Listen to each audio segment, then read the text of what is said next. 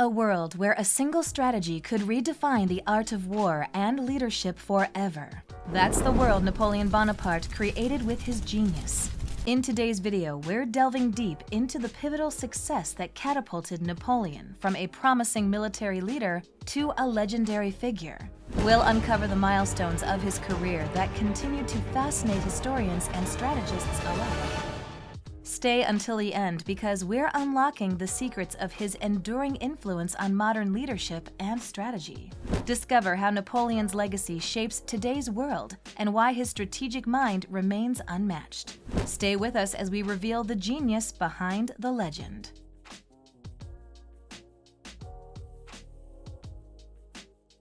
Napoleon Bonaparte, a name that resounds through the corridors of history, wasn't always the towering figure we know today. Born in 1769 on the island of Corsica, just after it became part of France, Napoleon was the second of 8 children in a family with noble Italian roots that weren't exactly flush with cash. Despite this, his parents managed to snag him a spot at the military academy of Brienne-le-Château when they moved to the French mainland. Here's where our future emperor's journey from a Corsican outsider who barely knew how to speak French to a military prodigy begins. In September 1784, Napoleon was admitted to the École Militaire in Paris, where he trained to become an artillery officer. He excelled at mathematics and read widely in geography, history, and literature. However, he was poor in French. Let's fast forward to the French Revolution. This was not just a backdrop for Napoleon, it was his theater. In 1793, he tasted his first triumph at the Siege of Toulon, a military engagement, part of the French Revolutionary Wars, between forces of the French Republic against royalist rebels supported by the British Royal Navy. His idea was to take control of the defenses located above the harbor. By doing so, he aimed to gain a strategic advantage in controlling the area, as the high ground would provide a better position for overseeing and managing the harbor's activities. So, 24-year-old Napoleon won fame and promotion when his plan was credited with forcing the city to capitulate, expelling the British, and earning the rank of brigadier general. However, it was 1795 that truly set the stage for his rise to power. Paris was in turmoil, royalists threatened the Republic, and Napoleon stepped in. With a masterful show of force, he dispersed the mob and preserved the government. Was it harsh? Certainly. Was it effective? Undoubtedly. It was about making a statement. Napoleon was a distinguished strategist and tactician, crafting his legacy. By quelling the royalist insurrection, Napoleon didn't just score political points. He positioned himself as indispensable in a France hungry for stability and strength. His reward? He was promoted to commander of the Army of the Interior. In January 1796, he was appointed head of the Army of Italy, where he would soon turn the map of Europe into his playground. The whirlwind tour from a Corsican schoolboy to the savior of the French Republic isn't just about battles and politics. It's the story of a man who knew how to seize every opportunity, who could inspire soldiers, outmaneuver politicians, and charm the public. This early life and rapid rise set the stage for Napoleon's era, a period marked by his genius, ambition, and the sheer force of his will.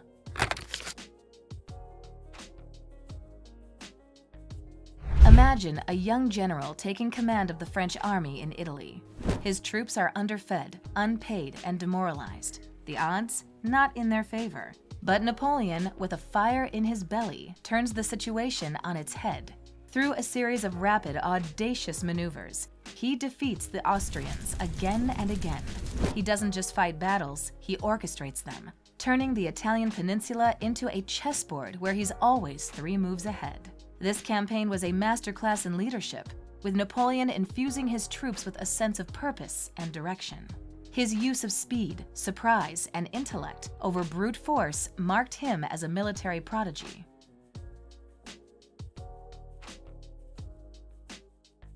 Fast forward to 1809, and Napoleon faces the Austrians once more.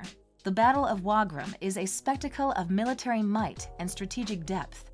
Here, Napoleon deploys the Grand Battery, a concentrated artillery barrage designed to soften the enemy before a major assault. He also brilliantly uses the core system, dividing his army into independent units that can maneuver and support each other, showcasing flexibility and adaptability on the battlefield. This battle is a testament to Napoleon's evolution as a commander, reflecting his ability to adapt, innovate, and outthink his opponents. The victory at Wagram was a masterpiece of tactics. It led to the Treaty of Schönbrunn, significantly weakening Austria and reshaping the European political landscape.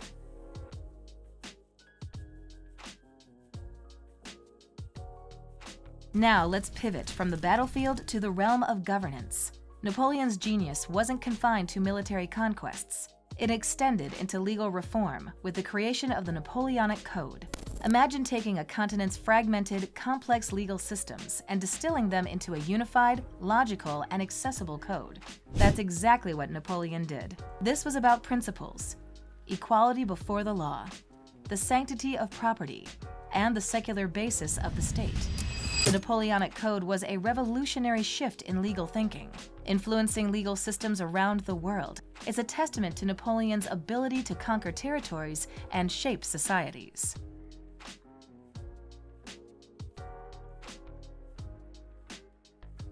Bonaparte was out in Egypt, totally clueless that the French government, the Directory, had been trying to call him back to stop a potential attack on France.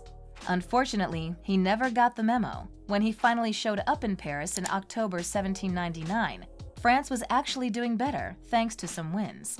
But the country was broke, and the Directory was on thin ice with the public. Even though Bonaparte's Egypt mission hadn't gone as planned, people in France were still pumped to see him back, treating him like a star. The Directory thought about giving him a hard time for his desertion, but was too weak, actually, to do anything. Bonaparte wasn't just about to sit back and wait. He teamed up with some high-profile folks, including Tyrant and his own brother Lucien, plus a few key players from the government. Together, they plotted to take over. On November 9, 1799, with soldiers ready to back them up, they stormed into the government, kicked the Directory to the curb, and set up a new temporary government with Bonaparte and his buddies in charge as temporary leaders. Through these pivotal moments, Napoleon cemented his legacy as a figure of unparalleled genius in both military and civil spheres. His campaigns across Europe and his reforms within France painted the picture of a leader who was as comfortable on the battlefield as he was in the halls of governance, forever shaping the course of history.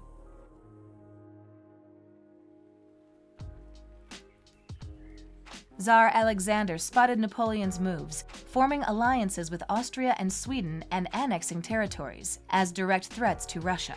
When Napoleon annexed the Duchy of Oldenburg, hitting close to home by affecting Alexander's uncle, Russia retaliated by opening its ports to neutral ships and cutting off French goods. Napoleon and Alexander were on edge, each suspecting the other of plotting expansions or alliances. By early 1812, Napoleon gathered a colossal army of 450,000 to invade Russia, convincing Prussia and Austria to chip in troops under the pretense of a second Polish War.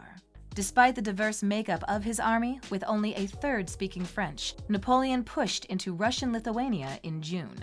The Russians responded by scorching their own land, starving the invading force. The pivotal moment came in September at the Battle of Borodino, where around 79,000 soldiers were killed or wounded in one of history's bloodiest battles. Although Napoleon emerged victorious, the prize was a deserted Moscow, deliberately set ablaze on local orders.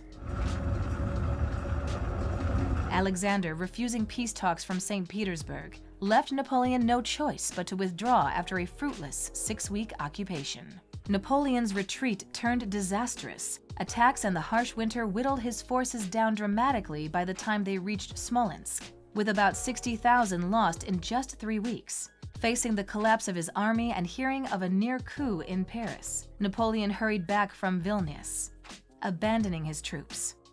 The Grand Army was a shadow of itself by the end, with about 45,000 making it back, compared to the initial 450,000. Russian military losses soared to 300,000, with total deaths in the campaign reaching up to 1 million. You know, even titans fall, and Napoleon Bonaparte, for all his genius, was no exception. The tale of his downfall is marked by 2 crushing defeats, the Battle of Leipzig in 1813 and the iconic Battle of Waterloo in 1815. These battles were the harbingers of the end of an era.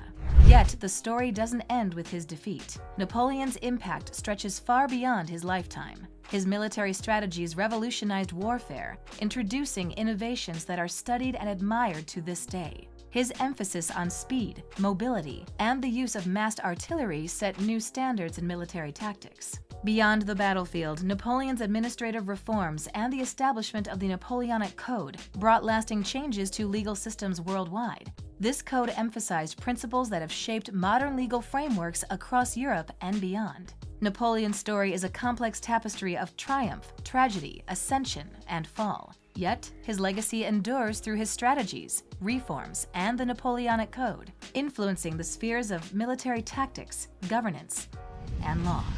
Napoleon Bonaparte, a name that echoes through the annals of history as a testament to human ambition and brilliance.